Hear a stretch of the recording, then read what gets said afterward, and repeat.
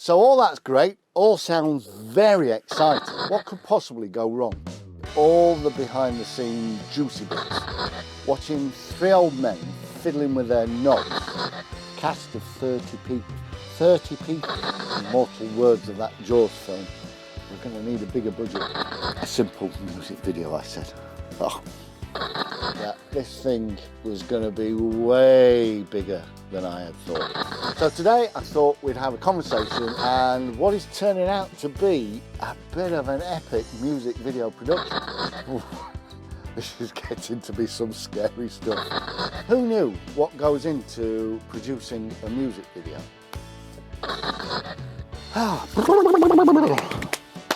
Right, let's do this.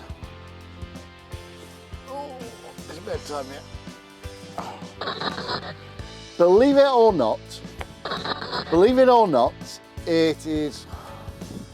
So, believe it or not, it is almost 1 year since we launched our YouTube channel. Jeez, 1 year.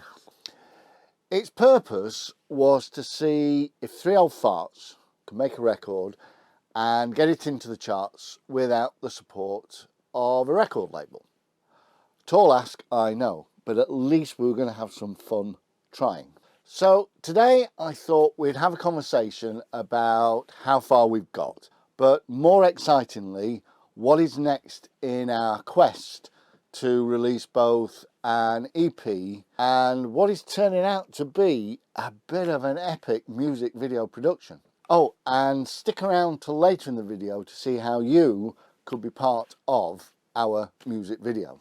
Our intention was to cover the process of writing, recording, producing, mixing at least one of our 5 tracks. We want to go through what's involved in the mastering process and preparing the EP for publication, the creation of artwork, and then there's the publicity and the release. Let's do a music video, I said. Can't be much to that, I said. Camera, a couple of lights, that's all we need, I said. 15 film crew, 5 techies, 4 support guys, 2 professional dancers, 9 musicians, and a theatre booked for 2 days. What could possibly go wrong? But back to where we are. Some of you have watched us going through the individual steps of mixing one of our songs. I will leave a link to the playlist in the description below. Now, I know unless you're into the intricacies of producing music, watching 3 old men fiddling with their knobs is not necessarily the most exciting stuff, I grant you. There is only so much EQ tweaking that anyone can stay awake to. So yes, I admit, for the majority, they were a bit boring. And I have to admit that the videos for our music video production meetings were not exactly knicker-gripping stuff either. But these steps have all been part of this journey, and I suppose it demonstrates that the reality of music production can be as mundane as any other type of work. If you've stuck with us so far, then a huge thank you. And if you're new to the channel or you're revisiting after a while being away, then I think this is where it all gets a bit more interesting. So let me bring you up to speed with where we are. We've written, recorded, produced and mixed 5 of the songs for the EP, and they're now ready for mastering. Our hope is that we can persuade a local mastering engineer here in Sheffield to visit our studio and listen to our mixes, and then for him to then perhaps share with you guys his assessment of those mixes from a mastering engineer's perspective. We then need to find out what is going to be the best way to provide him with the material for his process to begin. Is that a 2-track bounce file, or is it a group of stems? What levels does he need? What do we include on the master bus before we bounce the files? All these are questions that I don't know the answer to at this moment in time, but hopefully as future videos we will be able to share this with yourselves. So our hope then is to visit him at his studio and look at some of the processes that he would use to master the tracks. And again, we will use the track of Hard Times as the example. Then there's all this metadata stuff. What is it? What is its purpose? We have these codes from PRS and PRL. What will he do with that? What does he need from us? How is it embedded into the music so that streaming software can register somebody's listened to your track? Again, this is all the kind of stuff we want to share with you as and when we find out for ourselves. Then, do we need to have different mastering outputs dependent on whether it's been produced for streaming or whether it's to be put on a CD? Also, what information do you need to put on a CD label? And what information do we need to include in the CD's booklet? There are so many questions, but we will look at this together.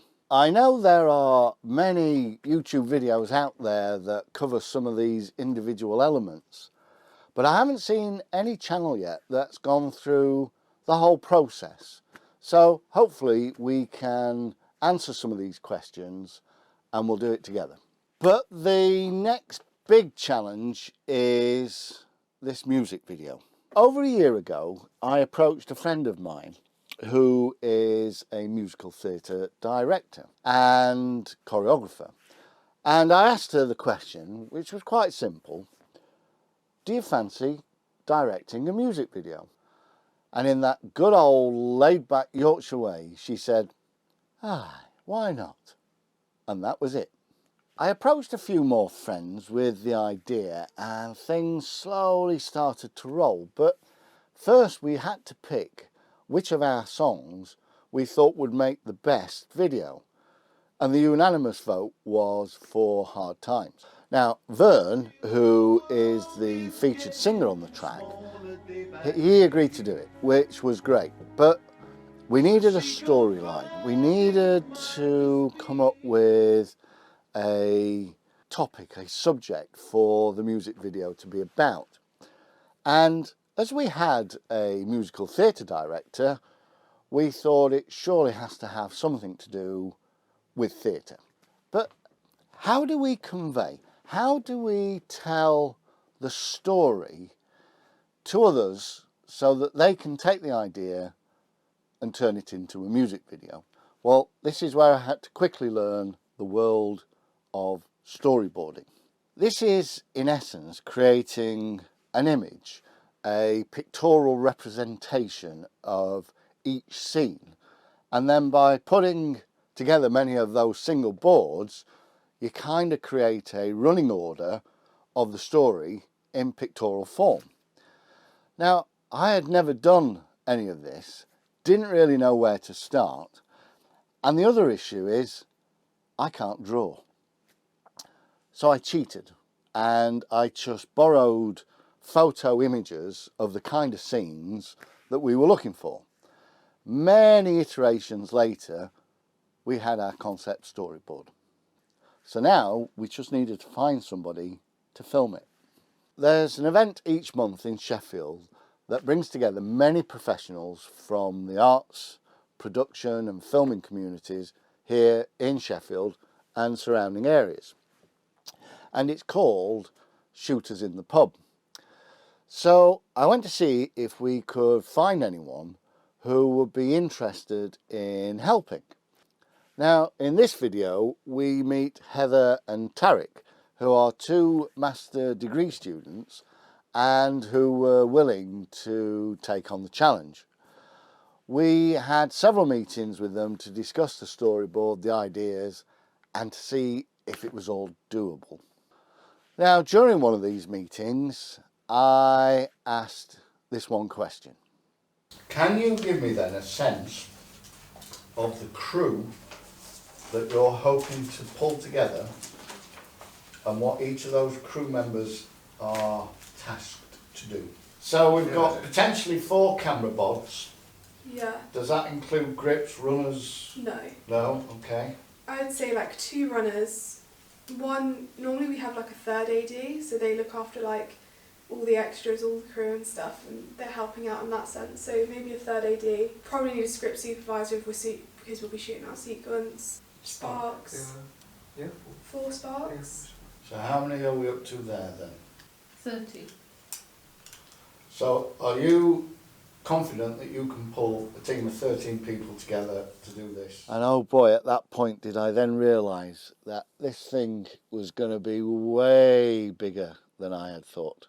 I'm not going to share the entire storyboard, as I'm hoping you will go and watch the video when it's completed. And there lies then another element to all this that I wasn't sure about. How do you release a video? You will have seen on YouTube many videos with Vevo in the bottom corner. What is Vevo? How do you get Vevo? Can anybody be on Vevo? Once our first video is finished, we'll be hoping to cover how you release a music video, how to get a Vevo channel, and what other streaming services can you release a video on. Back to the video production. So why theatre, I hear you ask? Well, some of you may or may not know that when a theatre is dark, and that is to say that there are no productions on at that moment in time, the old tradition is to leave a single light bulb, usually on a stand, on the stage, and they call this the ghost light. It's meant to be some kind of guiding light to all the echoes of the past performance who may have trod the boards, and that's what sparked the idea for our music video. The video will start with just a single ghost light which will start to flicker as some distant performance is slowly revealed. As the song progresses, more and more of the individual elements will miraculously appear on stage, from a piano and then the bass player and then the string section. And yes, we've got a string section, to the professional dancers. And eventually that culminates into a fully lit performance with the sax and the drums and a full audience. Then as the song fades, so do all these elements. And eventually we'll just be left with the flickering ghost light on the stage. And the idea is that the ghost light has somehow remembered this past performance. So all that's great, all sounds very exciting, but what's involved in producing all that? Well, we needed the expertise of a cameraman, somebody who could control how it is filmed and how it is captured on film. And that's where Tarek, who is the director of photography, comes in. Then Heather, she's acting as the first assistant director, and her role is to make sure everyone is where they need to be at the right time. Then there's a third assistant director. Don't ask about the second assistant director. They seem to be elusive for some reason. The third assistant director's job, amongst other things, is to track all the takes and make sure continuity is followed. There then may be 2 more camera operators, then there's the gaffs, and the grips, and don't forget the sparks. The list goes on and on. To help manage the production crew, there are stage managers and sound guys, and there's a main lighting guy. Now, her role is to undertake 2 jobs simultaneously. On the first day, she has got the challenge of designing and setting up the lighting rig for the evening performance. This is the big production part of the music video, where all the performers are on stage and the audience are in place and there are all the flashing lights. But while she's setting that up, we will have to be doing some filming. So at the same time, she'll be needing to set up lighting for Tarek for each of the individual scenes. So she's going to have her work cut out for her on the Monday. So we're up to a cast and crew of about 30 or so. This is getting to be some scary stuff. Anywho, we realised that they all need to be fed and watered, so then we had to look at starting to get some help in providing all the welfare support. We've got lots to do as this filming event takes place on Monday the 9th and Tuesday the 10th of October 2023. And this is where you can be part of what's turning out to be an epic video production. For one part of the video, as I mentioned, there is this big performance section, and at that point we require an audience. So you could be part of that audience.